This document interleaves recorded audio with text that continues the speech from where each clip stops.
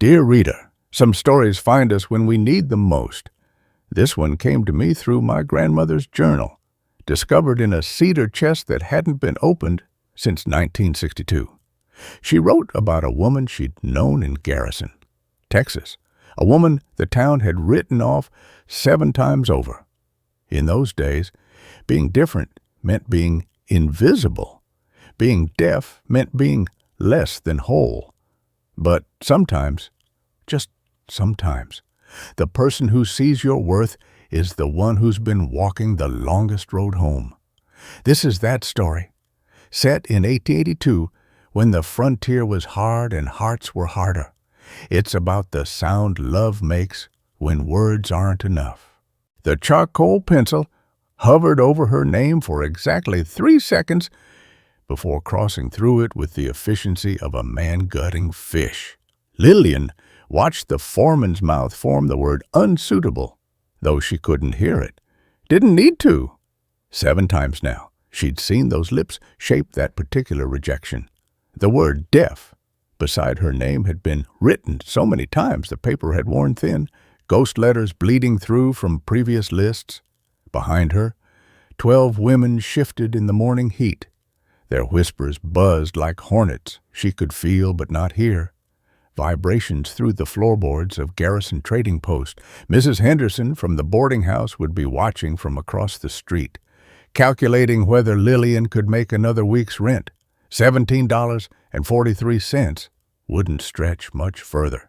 The foreman, Mr. Garrett, she'd learned to read on his lips, turned his back to test her again.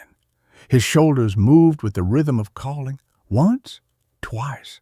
On the 3rd call, he spun around, expecting to catch her, pretending. She held up her slate, already written, I read lips, I write notes, I work harder than most. He didn't finish reading.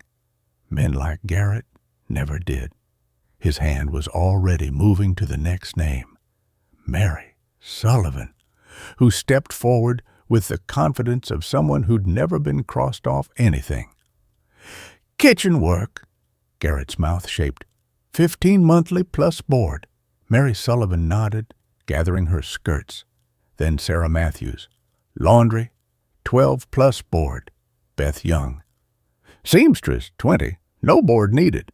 The other women dispersed like seeds on wind, each to their promised position. Lillian remained, studying the list as though the crossed-out letters might rearrange themselves into acceptance. Garrett looked through her that particular blindness, reserved for the broken, the different, the inconvenient. He rolled the paper, tucked it into his vest pocket, and walked toward the door. His boots struck the floor in a pattern she felt through her feet. Dun, dun, dun, dun. She waited until he'd passed before moving. Not from shame. Shame was a luxury she couldn't afford, but from practicality. Let him clear the doorway first. Avoid the awkward dance of bodies trying to pass. Outside, the October sun hit like a slap. Dust devils spun down Main Street, and she could see Jake Harlan's horse tied at the saloon, though she didn't know his name yet. Didn't know that in 3 minutes. He'd be watching her count coins behind the feed store. Didn't know he'd already noticed her hands. Those hands now fumbled with her coin purse, hidden in the alley between Sutton's feed and the blacksmith. $17.43. Mrs. Henderson wanted $3 by Friday. Food was 25 cents daily if she stayed to day-old biscuits. That left. A shadow fell across her calculations. She looked up to find a man she'd never seen before, dust-covered and travel-worn, standing at the alley mouth. Not threatening, his stance was too easy for that, but watching. His left hand held his hat, his right hung loose at his side. A scar ran through his left eyebrow, old and white against sun-darkened skin. Most men, catching a woman in a private moment, would look away or apologize. This one just stood there, studying her the way she'd studied the hiring list, like he was reading something written in language he almost understood. She closed her purse, straightened her spine, waited for him to move on. Instead, he did something that would haunt her. For days he touched his left ear, then shook his head slightly. The gesture was small, private. Anyone else would have missed it. But Lillian, who lived by reading the smallest movements, saw it clear as any shout I don't hear well either. Then he was gone. Boots silent or seemingly so on the packed dirt. She stood frozen, coin still clutched in her palm, watching the space where he'd been. The encounter had lasted maybe 20 seconds. It would change everything. At the boarding house, Mrs. Henderson was waiting on the porch, arms crossed like a barricade. Her mouth was already moving before Lillian reached the steps, but the message was clear enough. $3, Friday, no exceptions. Lillian nodded, climbed the stairs to her room. 8 feet by 10 feet, a cot with a corn husk mattress that whispered accusations every time she moved, a cracked mirror that split her face into uneven halves. McGuffey's reader open on the washstand, where she practiced reading lips by mouthing words at her reflection. She sat on the cot's edge and pulled out her mother's letter, the last one before the fever took her hearing. The paper was soft as cloth from handling. My dear Lillian, never let them make you small. The world will try to fold you into spaces that don't fit. Don't let them. Through her window, she could see the stranger's horse still tied at the saloon, a Mexican saddle with silver conchos that caught the light. Trail dust so thick on the saddlebags she could have written her name in it. Who was he? Where had he come from, and why had he shown her that small, secret gesture about his ear? The questions circled like hawks, but she had no answers. Only $17.43, a crossed-out name, and the memory of a stranger who'd looked at her like she was something more than a problem to be solved. Tomorrow, there'd be another hiring fair at the Grange Hall, different ranches, same foreman, same result. She'd go anyway. What choice did she have? But tonight, for reasons she couldn't explain, she found herself thinking about that Mexican saddle, those silver conchos, and a man who'd admitted his own broken hearing to a perfect stranger in an alley. The sun was setting, painting Garrison in shades of dust and gold. Somewhere, a church bell was ringing. She could feel it through the floorboards, counting out the hour, 7 o'clock, 7 rejections, $7 short of another month's survival, but also 7 seconds of being seen, truly seen by someone who understood the weight of silence. She didn't know his name was Jake Harlan. Didn't know he'd inherited a quarter-section homestead he'd never wanted. Didn't know that tomorrow he'd tear a piece of brown paper from the trading post roll and write 4 words that would change both their lives. All she knew was this: for the first time in 7 rejections, someone had looked at her and seen not what was missing, but what remained. Before we continue, please leave a like and subscribe. Let me know which city you're watching from. Now, let's get back to the story. The saloon's yellow light spilled onto the street like something sick. Lillian stood across from it, water bucket hanging from her left hand, watching the stranger through the window glass. He sat alone at the bar's far end. His hat rested on the scarred wood beside an untouched whiskey. The bartender's mouth moved at him, offering something, asking something, but the stranger just stared at the amber liquid like it might tell him secrets. 3 cowboys pushed through the bat-winged doors. The middle one, Thompson's oldest boy, caught sight of her. His hands flew up in mock gestures, the cruel pantomime reserved for the deaf and dumb. His companions laughed. One pretended to be a monkey, and another crossed his eyes. She shifted the bucket to her right hand, kept walking. The public pump stood between the saloon and Garrett's store. The handle squeaked on the upstroke. groaned on the down. She'd memorized its rhythm months ago, the vibration that meant water was coming, the resistance that meant the leather seal needed replacing. The cowboys passed behind her. Thompson's boy flicked something at her back. A pebble struck between her shoulder blades. She didn't flinch. Giving them nothing was the only victory available. 7 pumps. Still no water? The seal was definitely going.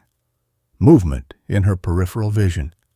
The stranger stood in the saloon doorway, watching the cowboys amble toward the brothel. His weight shifted slightly, favoring his right leg. She noticed, when he stepped down to street level, his horse turned its head, and she saw how it held its left front hoof slightly raised, tender. They'd both been traveling hard. He moved to the horse trough 10 feet from the pump, removed his hat to splash water on his face. The scar she'd noticed earlier ran into his hairline, where the hair grew white around it. Shiloh, maybe. Gettysburg, some field where boys became something else. The pump handle caught.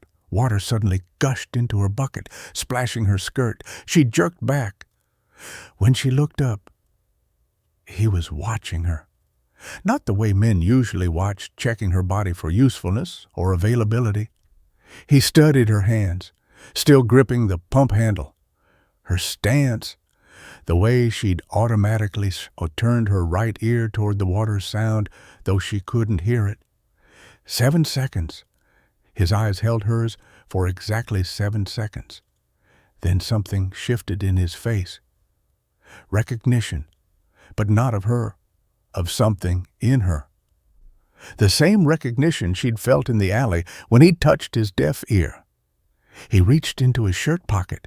Lillian's fingers cramped around the needle. 3rd time threading it this morning. 3rd time missing the eye. The boarding house parlor smelled of lye soap and Mrs. Henderson's burnt coffee Tuesday smells. Through the window, she watched wagons cluster at the trading post, too many for a Tuesday. Mrs. Henderson's mouth moved rapidly at the other boarders. The widow Patterson stood up, smoothing her good dress, the black bombazine with jet buttons. Miss Catherine checked her hair in the mirror over the mantel. Even Mrs. Henderson herself was untying her apron. Something was happening. Lillian set down her mending. Mrs. Henderson's face turned toward her, lips forming words.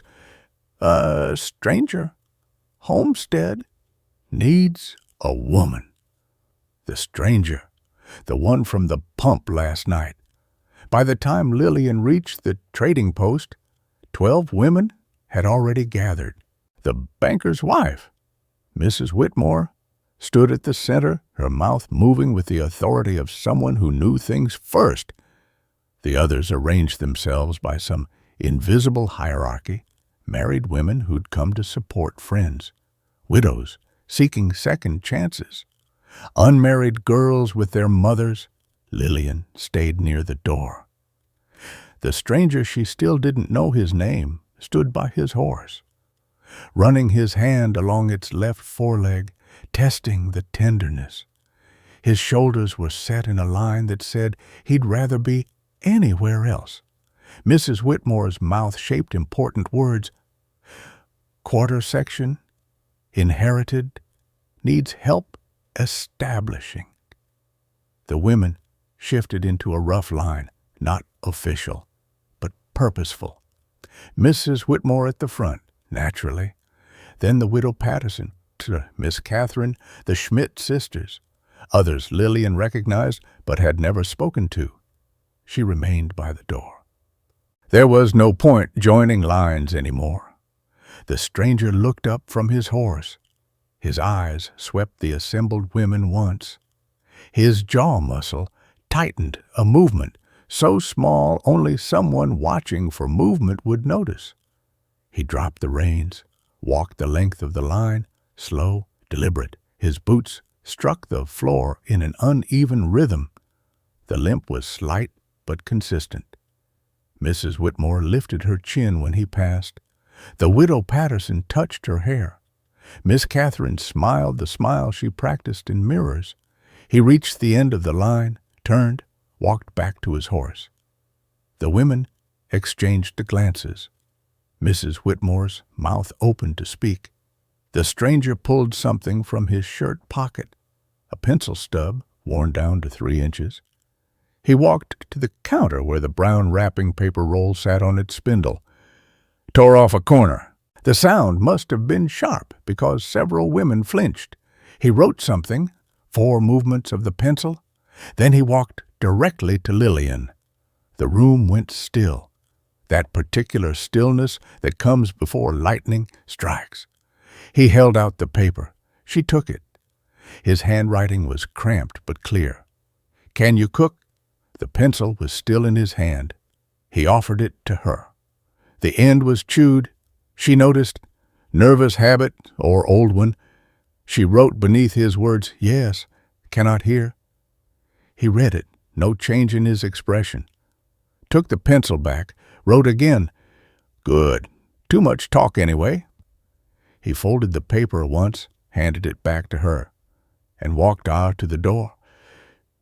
Stopped, turned. His hand moved in a simple gesture, fingers pointed at her, then at the door, then at his wagon outside. The meaning was clear. "You come now."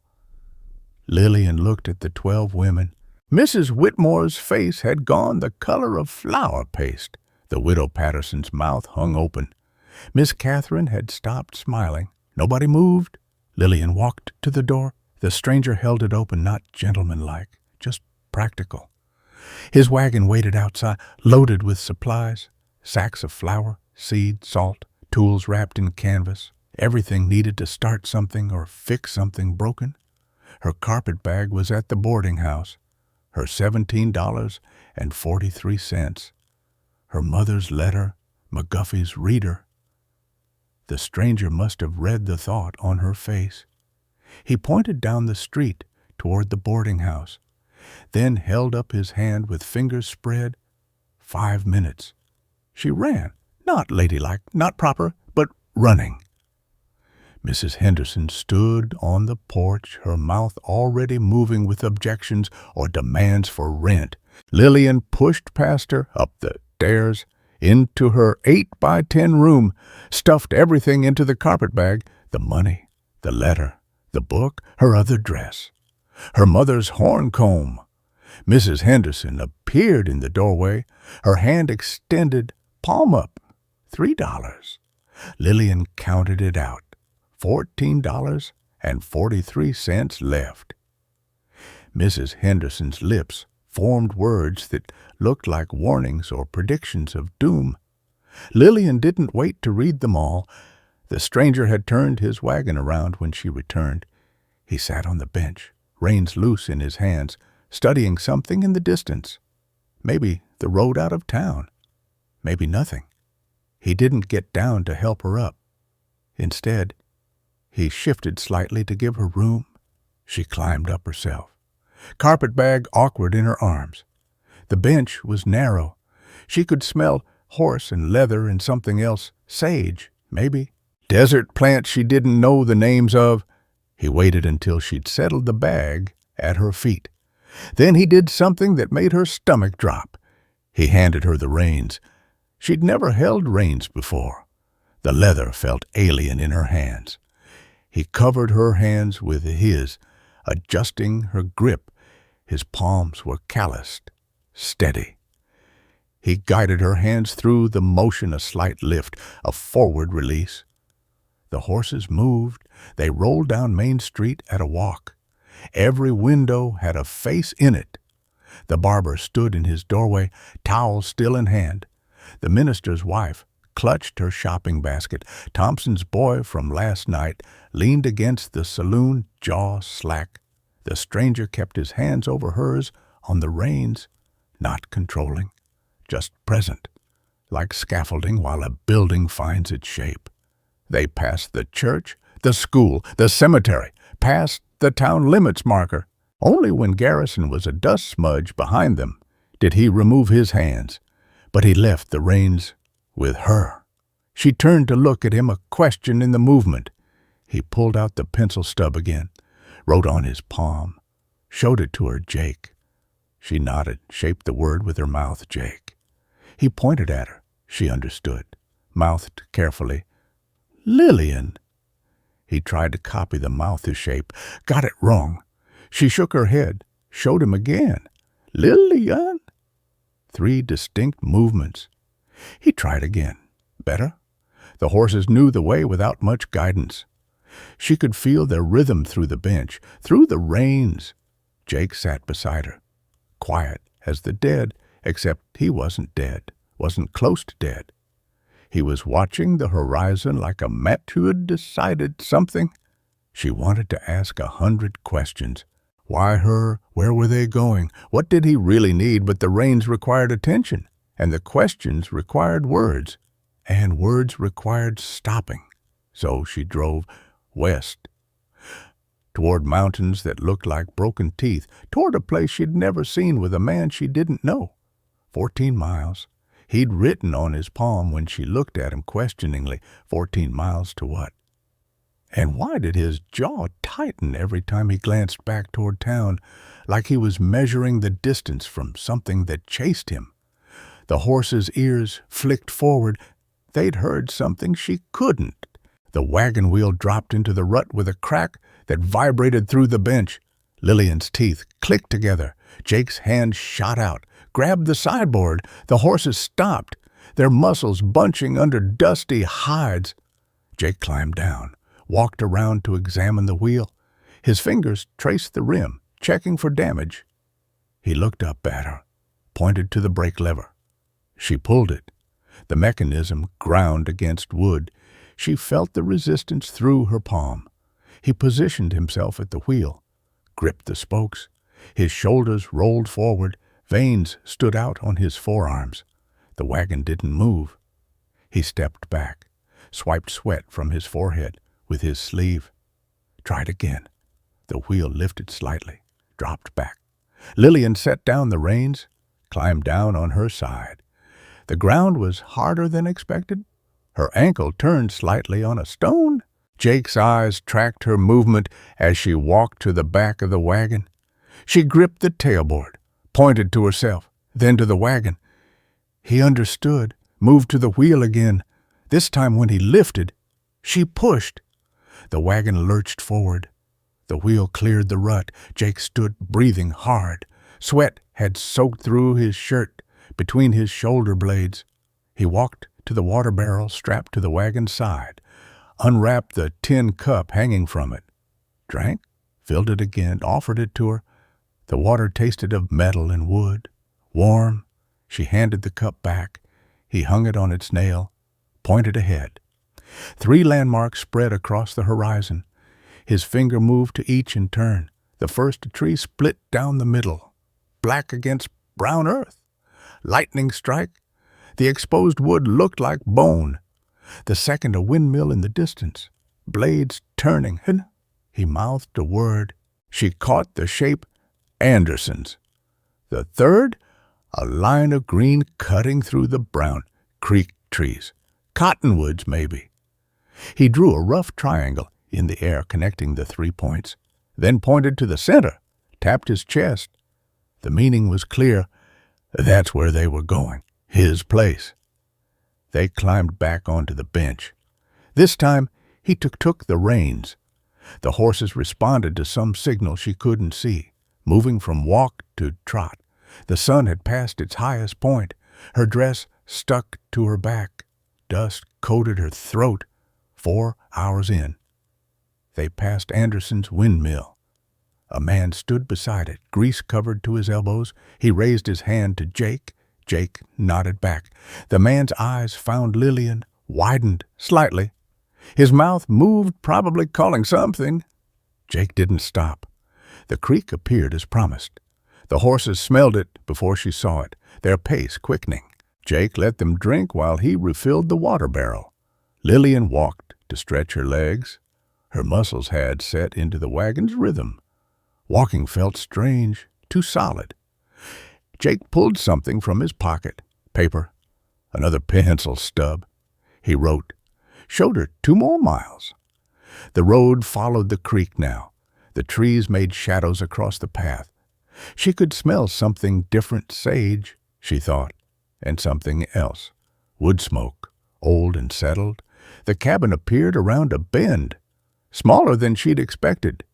Wood gone gray with weather, a lean-to barn attached to one side, a garden plot, fenced but overgrown. Everything about it said abandoned, except for the smoke wisping from the chimney. Jake stopped the wagon in the yard, didn't move to get down. His jaw worked like he was chewing something bitter. She waited. Finally, he climbed down, walked to her side. Didn't offer his hand. She was beginning to understand he wouldn't. She climbed down herself. The cabin door hung slightly crooked. Jake pushed it open. The hinges screamed. Inside one main room, maybe 16 by 12 feet. A smaller room attached to the back. A ladder led to what must be a loft space above. A stove squatted in the corner, the source of the smoke. Table with 2 chairs. Shelves along one wall, everything covered in dust except for a cleared circle around the stove, like someone had been camping in one corner of the space. Jake walked to the smaller back room, pointed to it, then to her. The message was clear. This would be hers. She looked inside. Narrow bed with a straw mattress, small window, actual glass, not oiled paper, and on the door a lock, brass, new enough that it still shone through the dust, a padlock that could be secured from inside. She turned to find Jake watching her face. He held up a key, set it on the small shelf beside the door, then pointed to her again. Her room? Her lock? Her choice? She shook her head, pointed to the small room, then to him.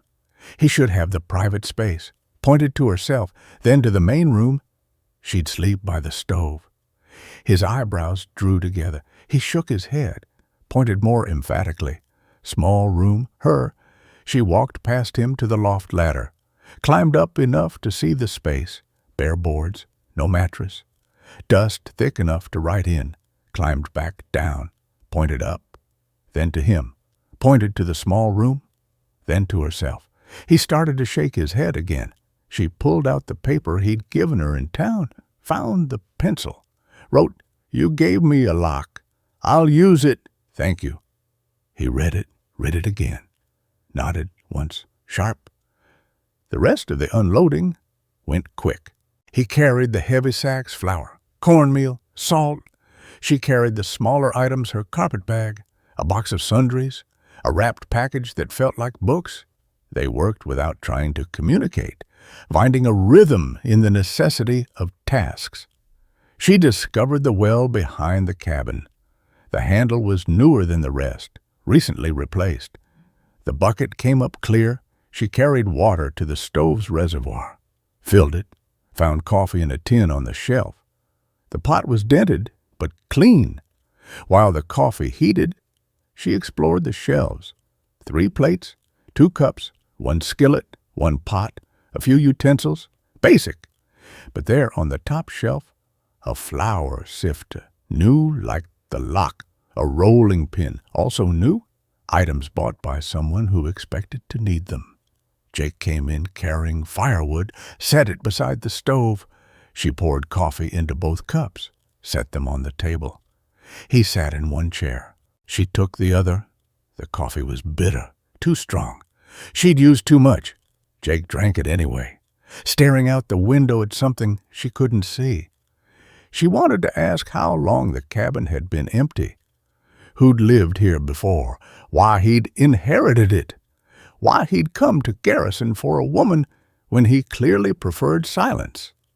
Instead, she pulled the pencil toward her, drew on the table's wood surface a circle with rays, sun, then an arrow pointing down, then a question mark. When would the sun set? When would work end? When would they establish the boundaries of this arrangement? He understood, held up 5 fingers, 5 o'clock, maybe, or 5 hours until dark. Then he did something unexpected. He placed his fist against his chest, lifted it away, brought it back. A simple motion, then pointed to himself. She understood this meant work. His work. He was going to work. She copied the motion, pointed to herself. Her work too. He shook his head, made the motion again, but this time pointed outside. His work was outside. Then he pointed to the cabin, to her. Her work was here. She nodded, but then she brought her cupped hands together, like holding water, lifted them toward him. A question. He studied her hands, made the same gesture, then understood this meant help. Sometimes his work would need help. She nodded. He nodded. Their first shared language. 2 words, work, help. He stood, chair scraping against the floor, walked her to the door, stopped, came back, pulled the pencil across the table, wrote, "Lock your door at night." She read it, looked up at his face. His expression was flat, unreadable, but there was something in the set of his shoulders, the angle of his jaw, not a threat, a warning. About what? About him, about something else. He was already out the door, heading to the barn. She walked to the window, watched him disappear into the shadows of the lean-to. The horses needed tending. Equipment needed checking. Work that didn't require words. She turned back to the cabin, her cabin now, she supposed, for however long this arrangement lasted. The stove needed cleaning, the floors needed sweeping, the shelves needed organizing. Work that didn't require words either. But first, she walked to the small back room, her room, picked up the brass key from the shelf. The metal was warm, as if someone had been holding it. She fitted it into the lock. It turned smooth, well-oiled. She locked it, unlocked it, locked it again. When had Jake bought this lock before he came to town? After seeing her name crossed out 7 times, or had he stood in the hardware store this morning? After reading her note about being deaf, and decided she needed a door she could control, through the window, she saw him exit the barn carrying a bridle. His limp was worse, the long day of travel showing. He walked to the corral she hadn't noticed before, where a black horse stood apart from the 2 that had pulled the wagon. The black's coat gleamed like oil. Jake approached it slow, hand extended. The horse's ears went flat. It backed away, wheeled, showed its teeth. Jake kept approaching, patient, steady, like he'd approached her at the trading post, like he was approaching this entire arrangement. The black horse struck out with its front hooves. Jake didn't flinch, just stood there, hand out, waiting. What was he really offering, and what would it cost her to take it? The brass key was still warm in her palm. Lillian's palm pressed against the coffee pot's metal belly. Still warm, not hot. Jake would return from checking stock soon. She'd learned his morning rhythm over these 2 weeks, like learning a new language of schedules and shadows. The sun hit the kitchen window at the same angle each dawn when his boots crossed the threshold. 3 minutes to pour coffee, 5 minutes of silent drinking, then outside until the sun reached its peak. She measured out the arbuckles. Counting scoops, the smell hit sharp, roasted and bitter. Her mother used to say coffee should be strong enough to float a horseshoe. Lillian never understood what that meant until she'd made it too weak that 3rd morning and watched Jake's face pull tight at the first sip. He'd drunk it anyway, but she'd noticed. The door vibrated under footsteps. Jake entered, bringing cold morning air and the smell of horses. Frost clung to his jacket shoulders. October was dying fast. He moved to his chair, the left one, always the left, positioning himself so his right ear faced the room. She poured coffee, set the cup by his hand, his fingers wrapped around it, knuckles still red from cold. There, the small scar on his left hand she'd noticed yesterday. A perfect circle, powder burn, maybe. He drank. She watched his throat move, watched everything these days, the way he held his shoulders when his back hurt, the slight squint that meant a headache was coming, the particular stillness that settled over him when he was listening with his good ear for something she'd never hear. The morning tasks had found their pattern. He'd work the fence line. She'd tend the cabin, the garden plot, the chickens they'd bought from Anderson's wife. But today he pointed to the barn, then to her, made their sign for help. She nodded, followed him out. The barn smelled of hay and leather and mouse droppings. Jake pulled a flour sack from the wagon bed, one they'd bought yesterday in town, 50 pounds. He gripped it wrong hands too close together at the middle instead of at the corners. The burlap was old, worn thin. She saw the tear starting, tried to move toward him. The sack split like a gutted fish. Flour exploded outward in a white cloud. It covered Jake instantly, hair, face, clothes, everything white. He stood frozen, arms still positioned to hold a sack that no longer existed, flour still drifting down like snow. His eyes found hers through the white mask of his face. Blue eyes turned bluer against the powder. The laugh escaped before she could stop it. A sound she hadn't made in months, rusty and cracked, but unmistakably laughter. It felt strange in her throat. Stranger still not hearing it, only feeling the vibration in her chest. Jake didn't move, didn't even blink. Flour drifted from his eyelashes. His eyes stayed locked on her face with an expression she couldn't read. He sounded to fear something else. She pressed her hand to her mouth. The laughter stopped. Heat climbed her neck. She'd forgotten how her voice sounded to others. Broken, probably, wrong. Jake raised his hand, slowly, as if moving through water. Flour cascaded from his sleeve. He touched his left ear, their gesture from the alley. Then he pointed to her throat, where the laugh had lived for those 3 seconds. The message was clear. I heard that, even with his bad ear, even through the deafness. He'd heard her laugh. She bent to gather what flour could be saved. Her hands shook slightly as she scraped white powder into the remains of the sack. Jake knelt beside her. Their hands worked inches apart, not touching, gathering flour mixed with straw and dirt. When they'd saved maybe 12 pounds. Jake stood.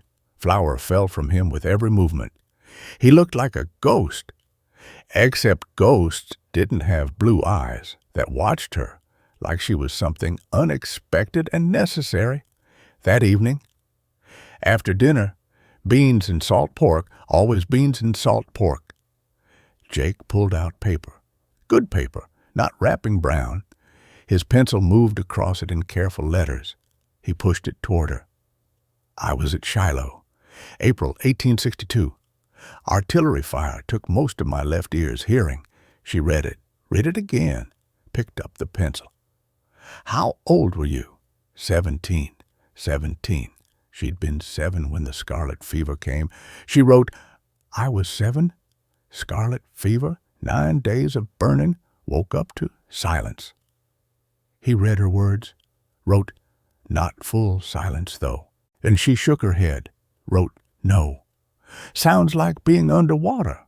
Vibrations, feelings, but no words. I hear words, but can't tell where they come from. Everything sounds like it's happening inside my skull. They passed the paper back and forth. The lamplight flickered. She needed to trim the wick, but neither moved to do it.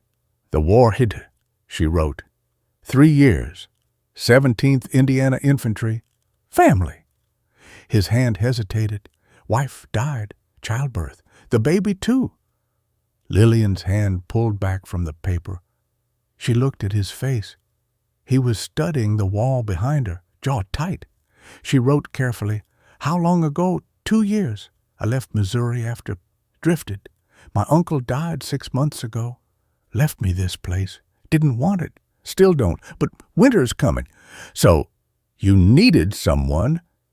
He read her words, wrote, needed someone who understands. Broken. The word sat between them. Broken. She took the pencil. We're not broken, just different. He read it.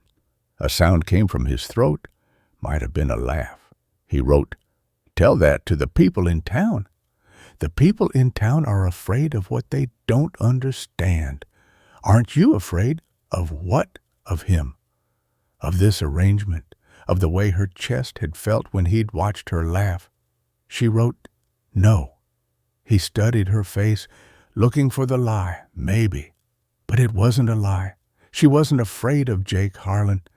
She was afraid of wanting things she couldn't have, of believing this was more than convenience, of the way coffee now smelled like safety because it meant he'd come home. He pulled the paper back, started to write something, stopped, started again. Finally, the lock I bought it before I came to town. Before I knew about you, I just knew whoever came here should have a choice to leave. She read it 3 times. A choice to leave, not a choice to stay. The distinction mattered. She wrote, Do you want me to leave? No. One word, fast. Like he didn't need to think about it. She wrote, Then I won't. He read it, folded the paper carefully, put it in his shirt pocket, the same pocket where he kept the pencil stub. Stood. The chair scraped against the floor. She felt it through her feet. He walked to the door, stopped, turned back. His hands moved not their established signs, but something new. His right hand swept from his chest outward, then pointed to her. A question in the gesture she didn't understand. He tried again, this time slower. His hand on his chest, then moving toward her, then pulling back with fingers curved like he was holding something. Trust. He was asking about trust. She stood, walked to him, took his hand the first time she deliberately touched him since that first day with the reins, placed it flat on her throat. Then she hummed just a single note. He'd feel the vibration, understand that she was giving him her sound, broken as it was. His hand stayed on her throat. She felt his pulse through his palm faster than it should be. His eyes dropped to where his hand rested against her skin. His thumb moved slightly, maybe involuntarily, across her collarbone. Then he pulled away like she was burning, walked out into the dark. She watched him cross to the barn, his white dusted clothes visible in the moonlight like a flag of surrender. Or maybe not surrender, maybe just recognition of something neither of them had words for yet. She touched her throat where his hand had been. The skin felt different, marked somehow, though there'd be nothing to see.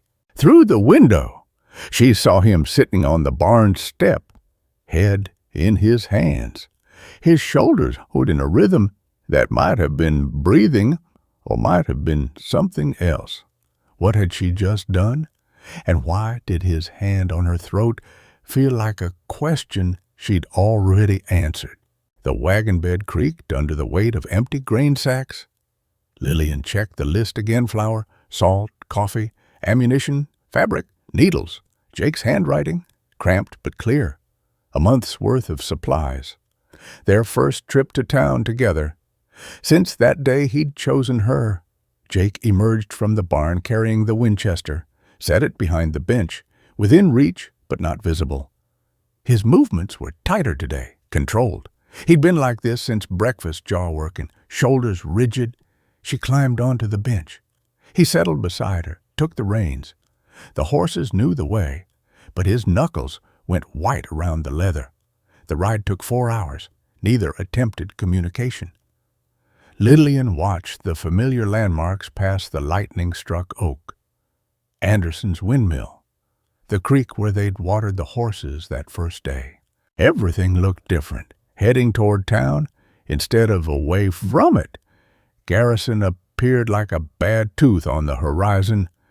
Jake's breathing changed. She could see it in the rise and fall of his chest, shorter, sharper. Main Street was busy for a Saturday. Cowboys from the surrounding ranches, families in from homesteads, traveling merchants. The noise she couldn't hear but could feel through the wagon boards, dozens of conversations, horses hammering from the blacksmith. Jake stopped the wagon outside Garrett's general store, the same place where she'd been crossed off the list. The window glass reflected them, sitting side by side, looking like something that made sense until you knew better. She started to climb down. Jake's hand touched her arm, barely a touch, just enough to stop her. He came around to her side, stood there while she descended, not helping, just present, making sure everyone saw them arrive together. The store smelled of pickled brine and leather and peppermint sticks. 3 women stood by the fabric bolts. Mrs. Whitmore, the banker's wife who'd led the line that day, Mrs. Patterson, the widow, Mrs. Green, the minister's wife. Their mouths stopped moving when Lillian entered. Jake pulled the list from his pocket, started toward the counter where Mr. Garrett stood, the same Garrett who'd crossed out her name. But Jake stopped, turned back to Lillian, held out the list. She took it. He pulled the pencil from his pocket, placed it in her hand. Then he moved behind her, not touching, but close enough that she could feel the heat from his body, close enough that everyone would understand the message. Garrett's mouth was moving, talking to Jake over her head. She could see his lips forming words. "Help you with that order, Mr. Harlan." And Jake didn't respond, didn't even look at him, just stood behind Lillian, waiting. She smoothed the list on the counter, began writing the order in careful letters. Flour 50 pounds, salt 10 pounds, coffee 5 pounds. Arbuckle's brand. Garrett kept talking over her head. His face was getting red. Jake still didn't respond. A movement by the door. Thompson's boy from that night at the pump. He'd grown a sorry excuse for a mustache since then. His mouth shaped ugly words. Something about Jake's deaf whore. Jake's body went rigid behind her. She felt rather than heard him inhale slowly. Then he walked to the grain sack stacked along the wall, bent down, gripped a 100-pound sack of wheat, lifted it with one hand, carried it to the counter, set it down, gentle as a baby. The store went quiet. That kind of quiet she could feel in her bones. Thompson's boy had stopped talking. Garrett had stopped talking. Everyone had stopped everything. Jake walked back to stand behind Lillian. She continued writing. Needles, thread, 2 yards of calico. Her hand was steady even though her heart was hammering. "Well now, Jake Harlan." She knew that voice shape. Garrett, the foreman, not Garrett, the store owner, the man who'd crossed out her name 7 times. He stood by the coffee grinder, arms crossed. His mouth moved in patterns she recognized. Could have done better. Friend. Plenty of proper women in this town. Jake's hand moved to the counter beside hers. Just rested there.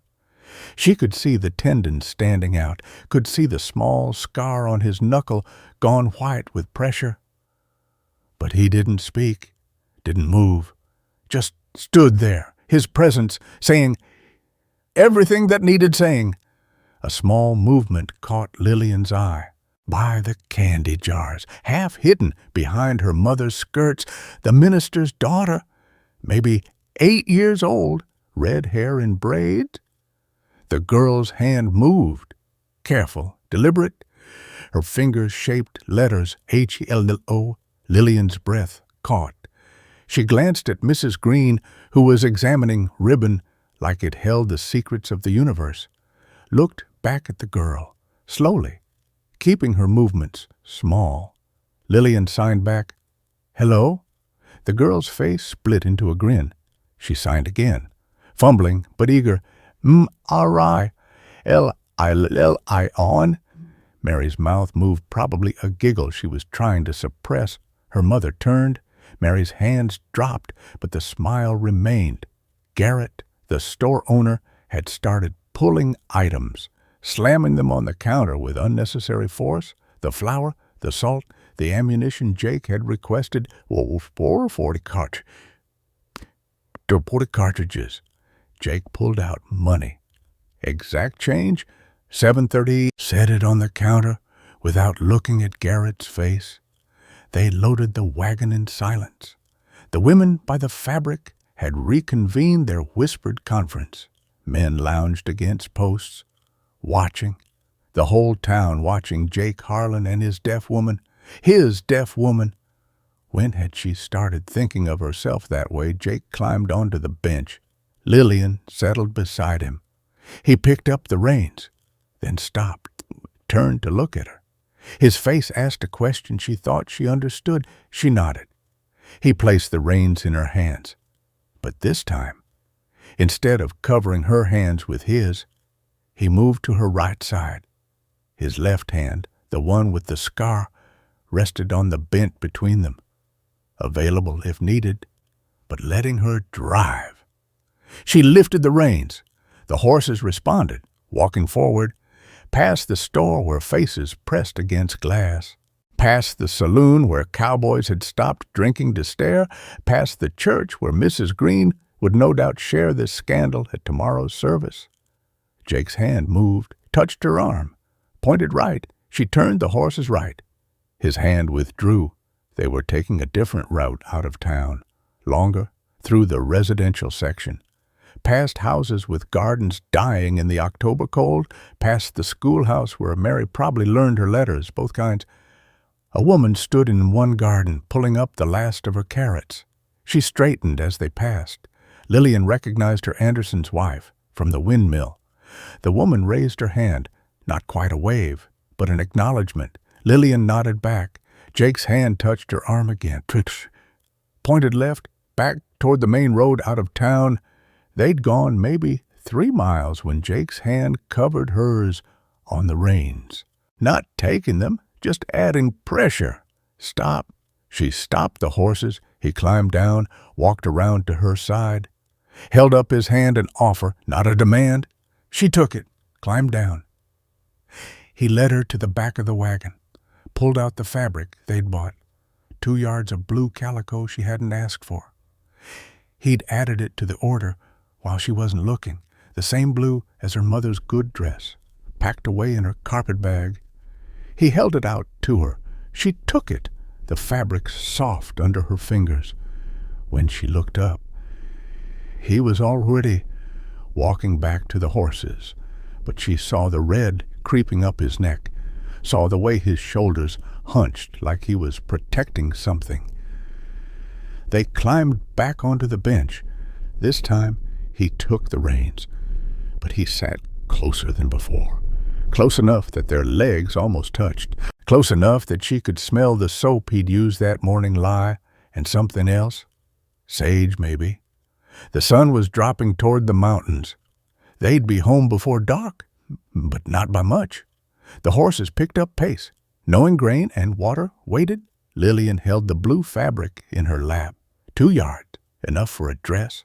A dress for what?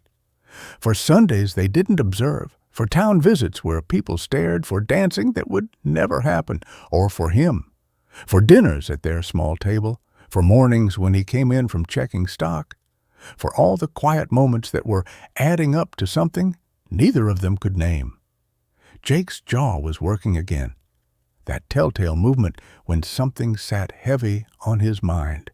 His hand left the reins, moved toward his pocket where he kept the pencil and paper, stopped, returned to the reins. Whatever he wanted to say, he couldn't find the words for it. Or maybe he'd found them and decided they were too dangerous to write. The cabin appeared as the last light was fading. Home. When had she started thinking of it that way? Jake stopped the wagon but didn't move to get down. His hand went to his pocket again. This time he pulled out a folded paper, not fresh, worn soft from a handling. He gave it to her. She unfolded it, the paper from their conversation about being broken. But he'd added something at the bottom, in fresher ink. They'll talk. They'll always talk to. Does it matter to you? She looked at his face. He was staring straight ahead, jaw tight, that muscle in his cheek jumping.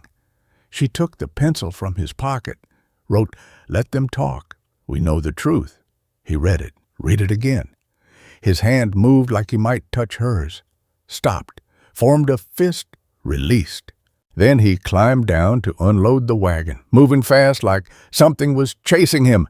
But she'd seen his face in that moment before he turned away. She'd seen fear, not of the town, not of their talk, but of something else. Something that had to do with blue fabric and the way he'd stood behind her in the store and the word "we" she'd just written. She climbed down to help unload, picked up a sack of flour. The fabric of her sleeve brushed his arm as she passed. He jerked away like she'd burned him. No, not like she'd burned him. Like he was already burning, and her touch would make it worse. The first drops hit the roof like scattered coins. Lillian looked up from her mending. The fabric in her hands, the blue calico from yesterday, trembled slightly. Through the window, the sky had turned the color of old pewter. Jake burst through the door, shirt soaked through. Water ran from his hair into his eyes. He pointed outside, then up, made rapid gestures she only half understood. Storm, big storm. He disappeared again. She felt his boots on the porch. Then nothing. Set down her sewing, went to the window. Jake was dragging everything movable into the barn. The wash tub, the axe, a coil of rope. He moved with the urgency of someone who'd seen what prairie storms could do. She grabbed the egg basket from the porch, ran to the chicken coop. The birds were already huddled together, feathers ruffled. She gathered the eggs 7 while rain began drumming harder. By the time she reached the porch, water was running off the roof into sheets. Jake appeared from the barn, carrying boards, pointed to the windows. She understood. They needed to secure the shutters. The wind hit as they worked on the second window. The shutter tore from her grip, slammed against the wall. Jake lunged for it. His shoulder connected with hers. They both grabbed the wood, pulled it closed. His hands covered hers as they fought to latch it. Rain drove sideways into their faces. Third window, fourth. The last shutter wouldn't close. The leather hinge had torn partly free. Jake held it while she ran inside for the hammer and nails. Her dress was so wet it pulled at her with every step. She held the shutter while he hammered. Each strike vibrated through the wood into her palms. Lightning flashed. The world went white. In that instant, she saw his face clear.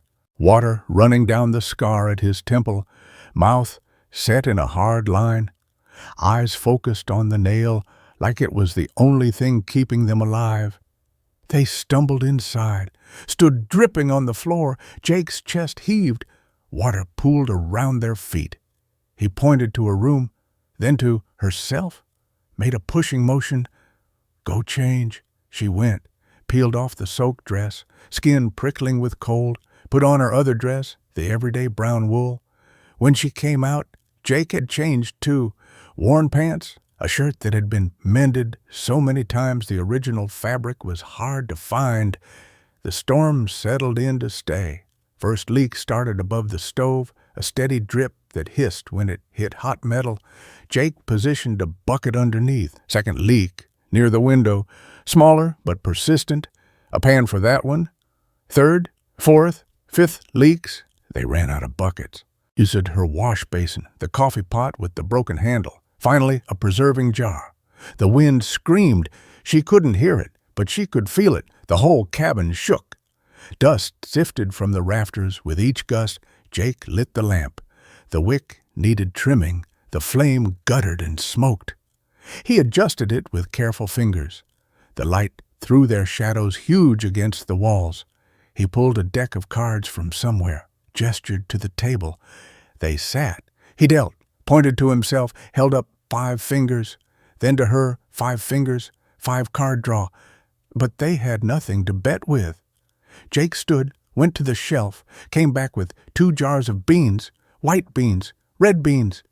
He counted them out, started to divide them equally, stopped, pushed all the red beans to her, kept the white for himself. Easier to tell apart. He dealt again. She looked at her cards. Pair of threes, jack high, nothing good. She watched his face, the way his eyebrow twitched when he drew new cards, the slight tightening around his mouth. She folded his. He showed his cards. Pair of twos. She'd folded to a pair of twos. Next hand. She watched his hands this time, the way his thumb rubbed the edge of a card when he liked what he held. She called his bluff, won with a pair of sevens, third hand, fourth. She won them all. Jake's eyes narrowed, not angry, curious. He dealt again. This time he held his cards different, face completely still. She still won, king high against his 10. He set down his cards, pointed to his face, then to her eyes. The question was clear. "You're reading me?" She nodded. A sound came from his throat. Might have been a laugh. He gathered the cards, shuffled, dealt again. This time he dealt himself face up, her face down. She won again. He leaned back in his chair, studied her. That look from the store yesterday, but different, warmer. Lightning flashed. The lamp flame bent sideways. Wind had found a crack somewhere. Jake stood, walked the walls, running his hand along the logs, found the gap near the door. Wind whistled through. Even she could feel the sound as vibration. He went to the shelf, came back with a jar of wheat paste and a rag, started packing the crack. She stood to help. Their fingers worked inches apart, pressing paste and fabric into the gap. A massive gust hit. The door shook in its frame. The shutter they'd fixed, the one with the torn hinge, it broke free. They both moved at once. Jake got there first, threw his weight against the door as wind tried to tear it open. Rain drove through the broken shutter opening. Lillian grabbed the boards Jake had brought in earlier. He held the door while she wedged a board against it, hammering it into the frame. The shutter banged against the outside wall. Nothing to be done about it now. They were both soaked again. Jake's shirt clung to him, showing the outline of old scars across his back. Shrapnel, maybe, or something worse. He pointed to the stove. They pulled their chairs close to it, sat in the circle of heat. The lamp flame steadied. Rain drummed the roof. The bucket by the stove was half full. She emptied it into the larger washtub, replaced it. Jake pulled out paper, started to write, stopped. The pencil hovered over the page.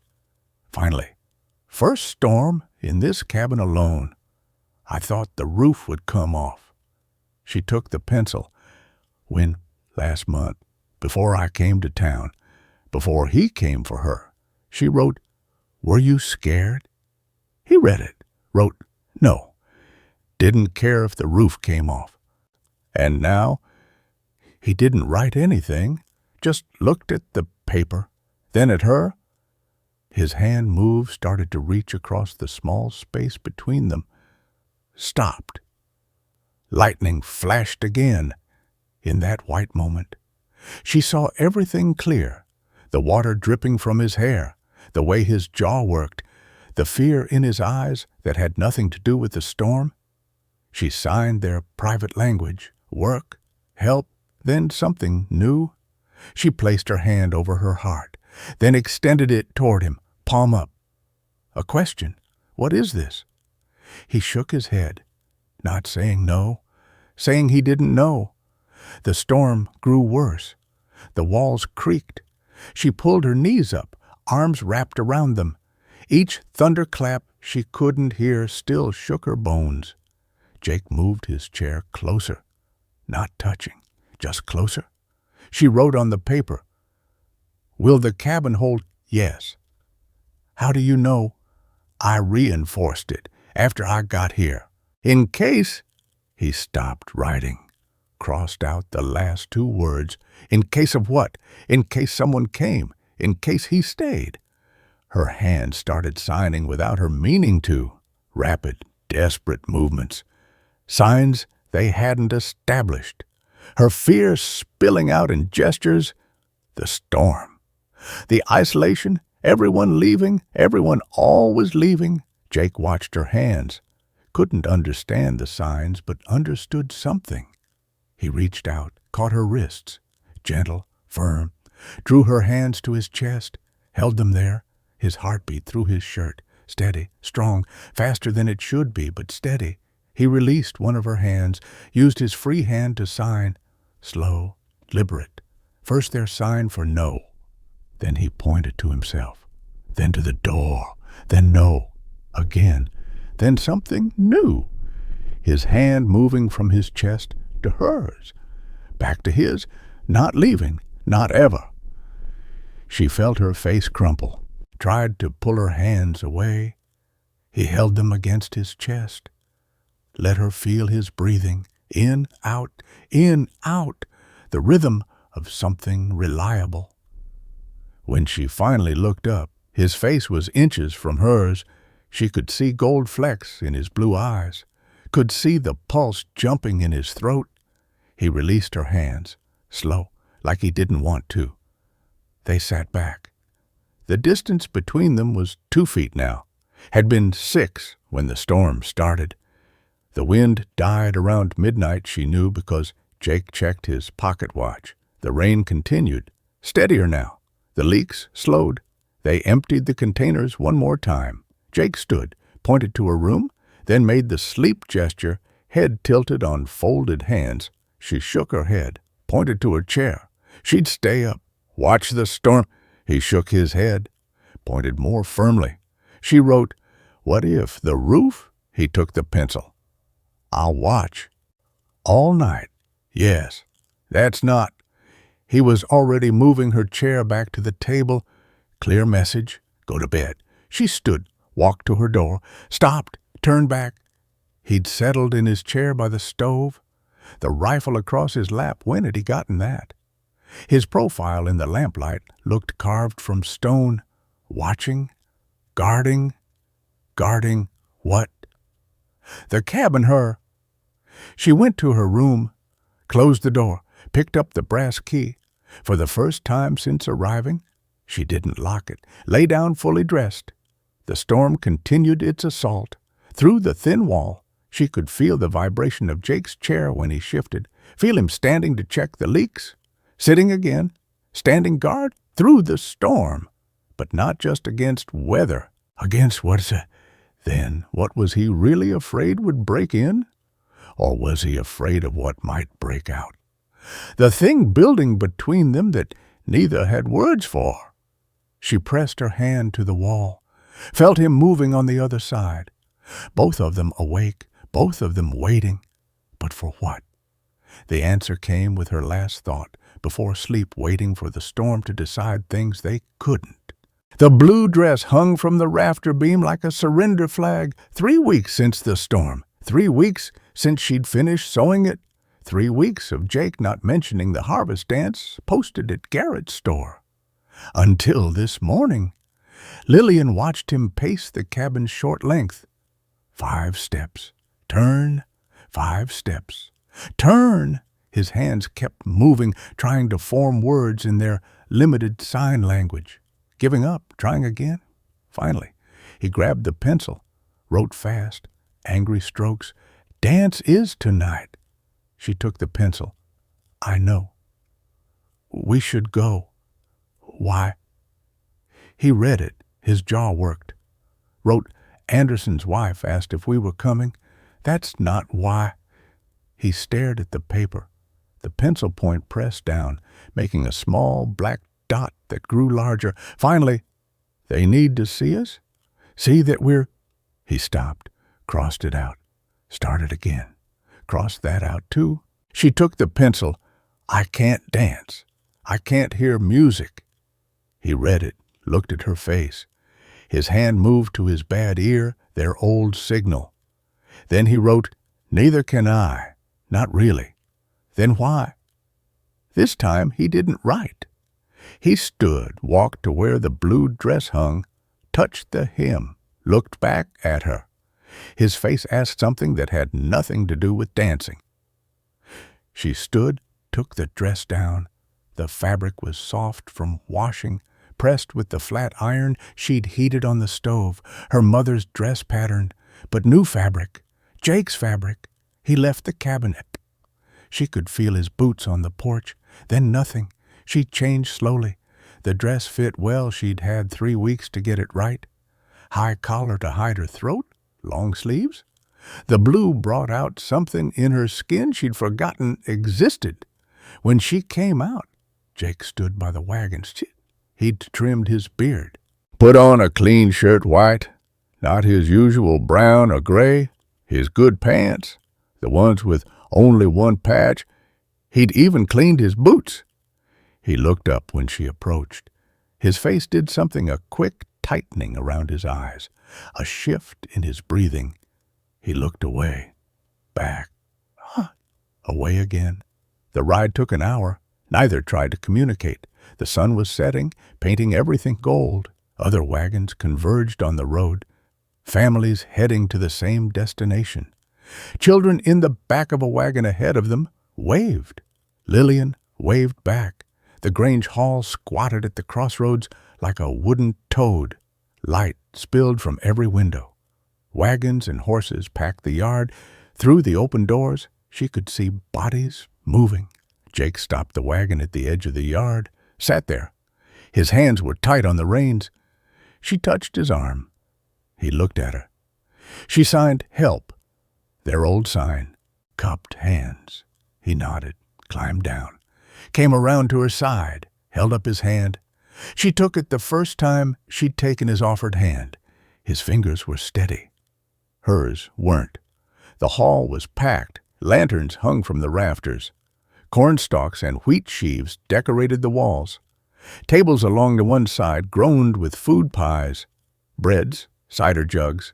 The floor vibrated with something rhythmic, dancing, music. People noticed them immediately. Conversation stopped in a wave moving through the room. Mrs. Whitmore nearly dropped her plate. Mr. Garrett, the foreman, scowled from his position by the cider. Jake's hand found the small of her back, not pushing, just present. They moved through the crowd toward an empty space by the wall. Eyes followed them. Mouths moved with words she didn't need to hear to understand. Anderson's wife appeared. Her mouth shaped a greeting. She gestured toward the food tables. Jake nodded. They followed her. The spread was overwhelming. Lillian took a plate, put small amounts of things on it. Had no appetite, but needed something to do with her hands. Jake stood beside her, not eating, watching the room. The fiddle player, she could see him on a small platform, drew his bow in long strokes. The floor vibrated differently. A new song. Couples moved onto the floor. She watched their feet. The pattern wasn't complicated. Step together, step turn, step together, step turn. She could feel the rhythm through the floorboards. 1, 2, 3, 4. 1, 2, 3, 4. A touch on her shoulder. She turned. Mary, the minister's daughter, from the store, stood there. Red braids tonight, topped with a ribbon. Her hands moved. H-I-L-O-L-L-I-O-N. Lillian signed back. Hello, Mary? The girl grinned, turned, pulled someone forward. A boy? Maybe 10? Same red hair. His eyes were bright, eager. Mary signed to him, spelling Lillian's name. He signed back faster than Mary, smoother. Hello, I'm Thomas. Lillian's breath caught. She signed, You're deaf, since birth. He signed. Mary learned signs to talk to me. An adult hand appeared on Thomas's shoulder. Mrs. Green, the minister's wife. Her face was tight, worried. Her mouth moved at Jake. He shook his head, didn't hear, or didn't understand. Mrs. Green's mouth moved again, louder, probably. Mary tugged her mother's sleeve, signed something. Her mother watched, then looked at Lillian, back at Mary. Her face softened slightly. Mary signed to Lillian, Mother says Thomas can't go to school. Teacher says he'll disturb others. Lillian looked at the boy, bright eyes, eager face, shut out, like she'd been shut out. She'd signed, I could teach him. Thomas's face lit up. He signed rapidly to Mary, who turned to her mother, mouth moving fast. Mrs. Green looked at Lillian, a long look, then nodded. More people had noticed the signing.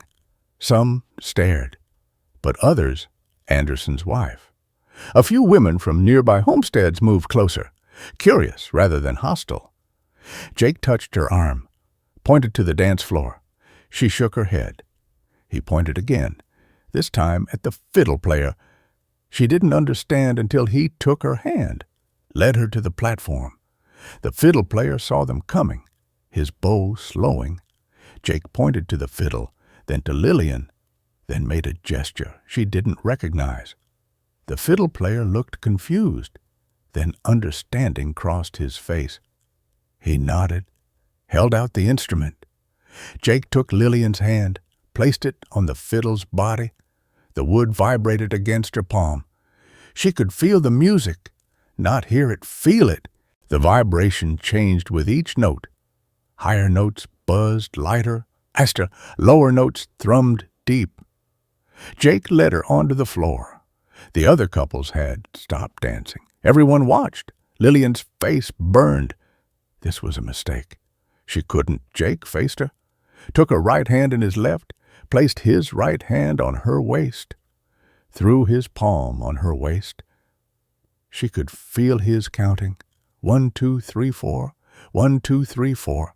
She could still feel the fiddle's vibration through the floor, could feel Jake's counting through his hand, could see his slight nod on the one beat. They moved, step together, step turn. She stepped on his foot. He didn't flinch, kept counting through his palm. 1, 2, 3, 4. They tried again. Better this time. She watched his face instead of his feet. He was counting for himself, too. She realized his good ear caught some music, but not enough to follow easily. They were both feeling their way through the rhythm. Other couples began dancing again. The floor filled, but space remained around Jake and Lillian. Not hostile space, respectful space. They made it through one song, then another. Her hand on his shoulder felt the tension leaving his body. Her feet found the rhythm, not perfect, but enough. During the third song, Mary and Thomas appeared at the edge of the floor. Thomas was signing to other children, teaching them letters. A small crowd had gathered, parents watching their children learn to speak with their hands. The widow Patterson danced by with the blacksmith. She nodded at Lillian, a small nod, but real. Anderson and his wife passed. Anderson's wife smiled. Even Mrs. Whitmore, dancing with her banker husband, gave what might have been acknowledgment. Jake's hand on her waist pulled her slightly closer. She looked up at his face. He was watching her, not the room. His eyes had that look from the storm night, scared but determined. His hand left her waist, moved to her face. His thumb brushed her cheek, in the middle of the dance floor, in front of everyone. She stopped moving. So did he. They stood there, his hand on her face, while couples danced around them. Someone touched her arm. Mary. Signing rapidly, Thomas wants to know, will you really teach him? Lillian nodded, not looking away from Jake's face. Mary signed something else, but Lillian didn't see it. Jake's other hand had come up, both hands now framing her face. His mouth moved. 3 words. She couldn't hear them, but she knew them. The same 3 words she'd been afraid to think. Around them. The dancing continued. The fiddle played. The town watched. But Jake's hands on her face made a private space, a silent space. Their space. His mouth formed the words again, slower, making sure she could read them. This time, she nodded. Her hands came up to cover his. She mouthed the words back. He pulled her against him, her face pressed into his shirt. She could feel his heart hammering, could feel his breath shaking, could feel something shifting, settling, deciding. When she pulled back, half the room was staring. The other half was pretending not to stare. Jake didn't seem to notice or didn't care. He took her hand, led her off the floor, but not toward the wall, toward the door, outside. The air was cold, November coming fast. He walked her to the wagon, helped her up, climbed up beside her. But he didn't pick up the reins. Instead, he pulled out paper, pencil. His hand shook slightly as he wrote, "I need to tell you something. About the lock. About why I bought it. About what I'm afraid of." She read it, looked at his face. He was staring straight ahead, jaw tight. She took the pencil. "Tell me." He took the paper, started to write, stopped, started again. The words, when they came, changed everything. "My wife didn't die in childbirth. I killed her." The pencil in Jake's hand pressed so hard the paper tore. He stared at the rip, then wrote around it. "Not murdered, not like that, but dead because of me." Lillian's hand covered his, stopped the pencil.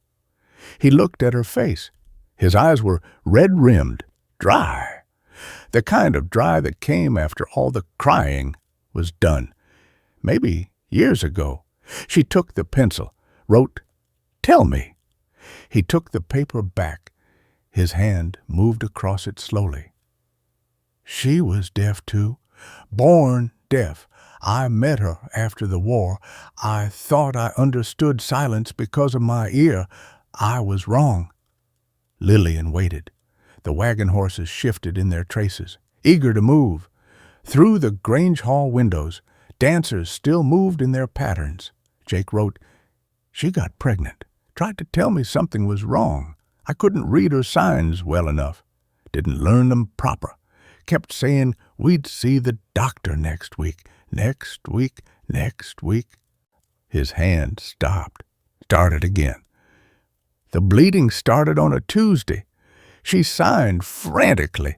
I didn't understand. Hitched the wagon too slow, drove too slow. Didn't know it was that bad, until her dress was soaked through." The pencil broke. He pulled another from his pocket. This one even shorter, maybe 2 inches. "Doctor said if I'd brought her earlier, if I'd understood, if I'd learned her language instead of making her learn mine." He stopped writing, set the pencil down. His hands signed clumsily, attempts at something Lillian recognized, letters. He was trying to fingerspell something, S-A-R-A-H. Her name had been Sarah. Lillian took the pencil. "It wasn't your fault." He shook his head. Took the pencil. "I bought the lock the day after the funeral. Swore I'd never trap another woman with my ignorance. Then I came here. Saw winter coming. Knew I couldn't make it alone. Went to town to find someone, anyone. Just to survive winter." She read it, waited. "Then I saw you behind the feed store, counting coins, calculating survival. Your hands moving like hers used to move, and I thought maybe someone who already knew silence wouldn't need me to be more than I am." Lillian took the pencil. "Is that why you chose me? Because I reminded you of her?" "No." Fast, immediate, then slower. "I chose you because you didn't look broken. 7 rejections, and you were still calculating, still planning, still fighting. Sarah gave up fighting near the end. I think she knew I'd never learn in time."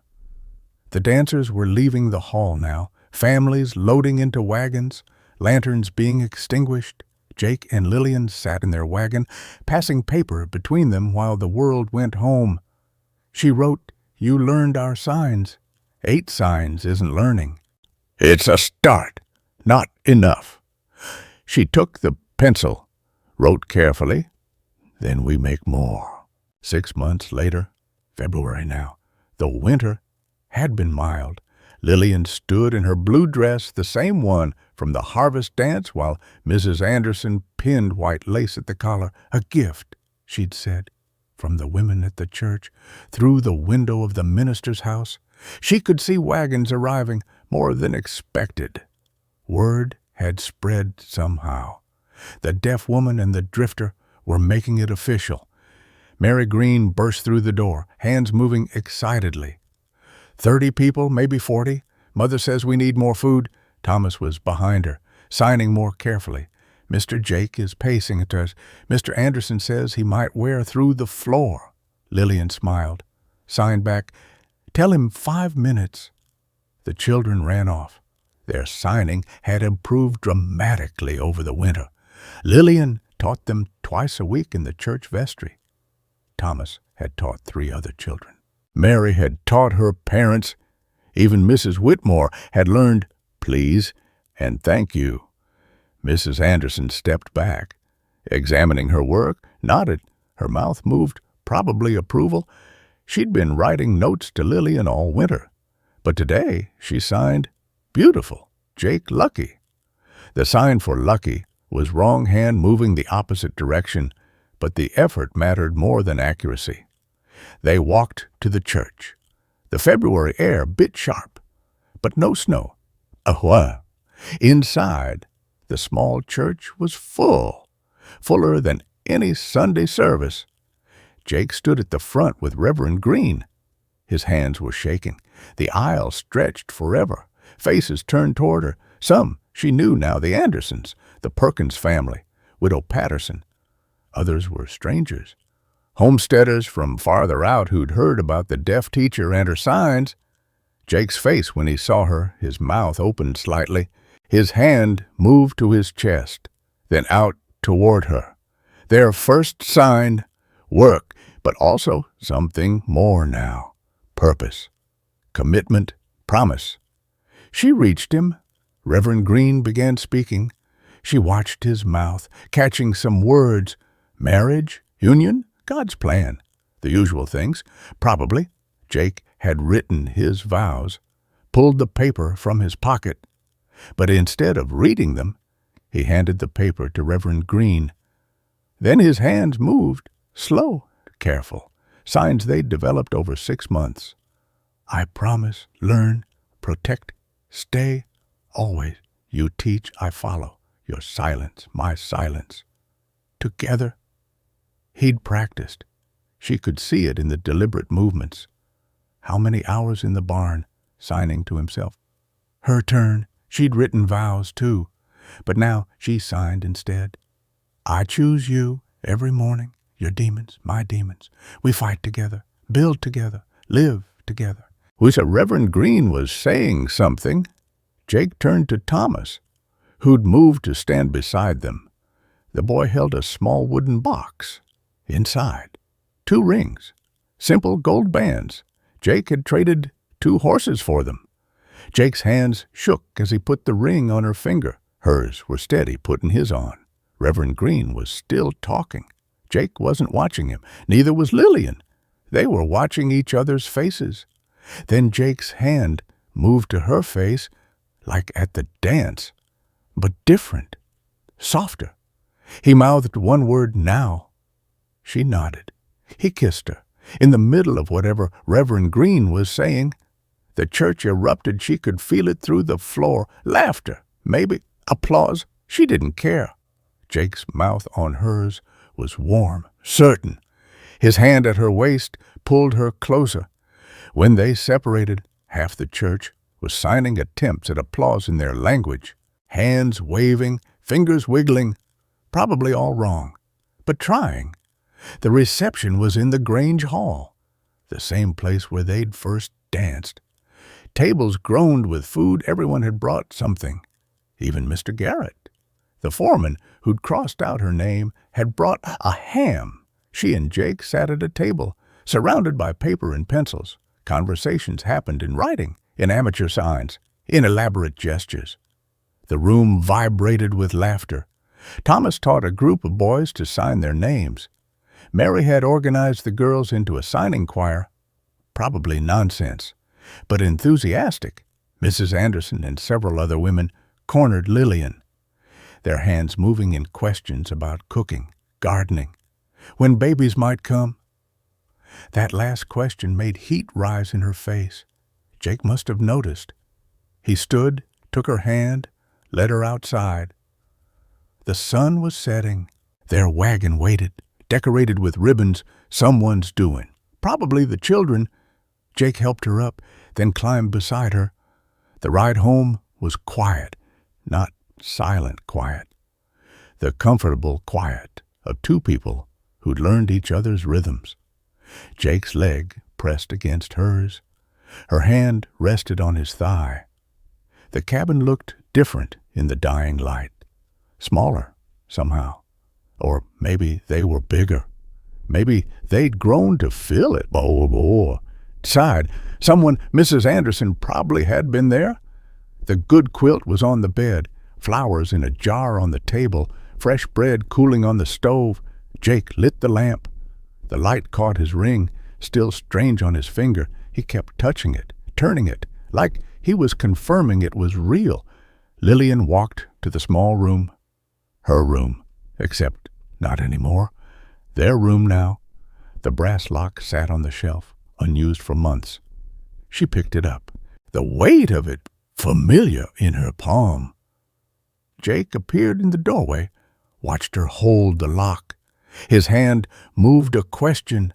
She set the lock down, walked to him, placed her hand on his chest, felt his heart beat fast but steady. Her other hand she placed on her own chest. Then she brought both hands together, fingers interlacing, their sign for together, created last month when words had failed them both. He pulled her against him, her ear pressed to his chest. She could feel him speaking the vibration of words she couldn't hear, but didn't need to. The rhythm was enough. The rise and fall of his chest, the way his hands moved against her back, writing letters she could feel through fabric. They stood there as full dark came. Tomorrow there would be morning chores, eggs to gather, stock to feed. Thomas would come for his lessons. Mary would bring new words she'd learned to sign. But tonight, there was just this. The lamp flame steady on the table, the February coat locked outside. Two people who'd learned to speak in silence. Jake pulled back slightly. His hand moved to her throat, the place he'd touched that first time she'd hummed for him. She hummed now. One long note. He closed his eyes, feeling the vibration. When she stopped, he opened his eyes, moved his hands in signs, slow and clear.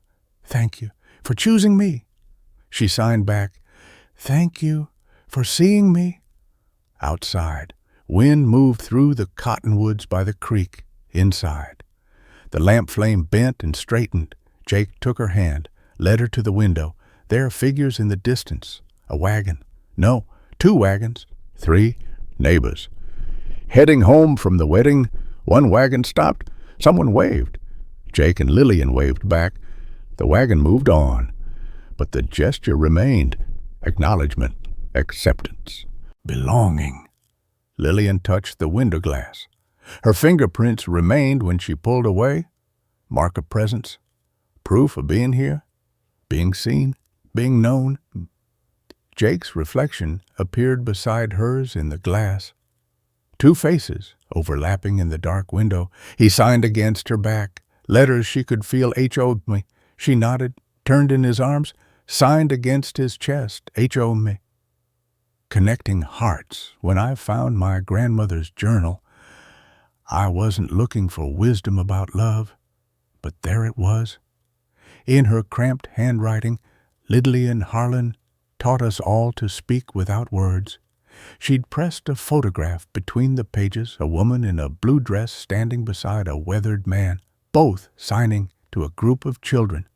On the back, Garrison School for the Deaf, 1885, founded by L. and J. Harlan. They'd turned their isolation into connection, their silence into language. Grandmother wrote that by 1890, Garrison had more fluent signers per capita than any town in Texas. Not from charity or pity, but from necessity, because the Harlans ran the best general store in 3 counties. And if you wanted credit, you'd better be able to ask for it in sign. Love, it seems, doesn't just transform 2 people. It ripples outward, teaching entire communities new ways to seek, to speak, to belong. Disclaimer. This story was inspired by historical accounts of deaf pioneers in the American West, created solely for entertainment purposes. This work does not condone, encourage, or promote any form of violence or harmful behavior.